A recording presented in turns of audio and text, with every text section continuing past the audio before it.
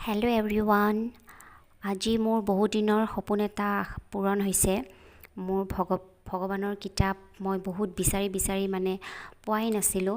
আজি মই ফাইনেলি পালোঁ আৰু অৰ্ডাৰ দিয়াৰ পিছতে আউট অফ ষ্টক হৈ গৈছে। শ্ৰী বিষ্ণু সহস্ৰনাম এইখন মই বিচাৰি পোৱা নাছিলোঁ আৰু আজি মই আহি গ'ল। বাবু গা ধুই অহাৰ পিছতে আহি গৈছে, ফোন কৰিছে। ইমান ভাল লাগিছে নহয়, তাৰো খুব ভাল লাগিছে মানে ভগৱানৰ কিতাপ আহি পোৱাই।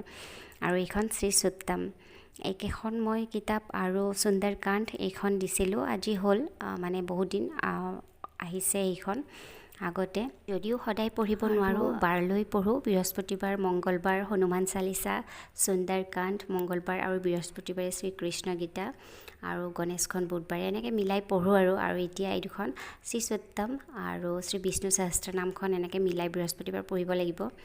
আৰু খুব ভাল লাগিছে। সিও কৈছে মা